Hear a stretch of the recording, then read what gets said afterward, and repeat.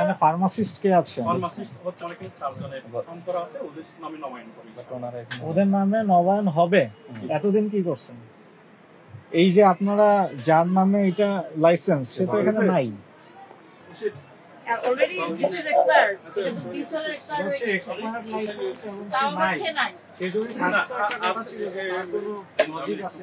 একটু কথা বলে দেখি কার নামে বর্তমানে নবায়ন। পেরোল দেখেন বেতন দেন না, নাই তো বলছে। অ্যাভেলেবল আছে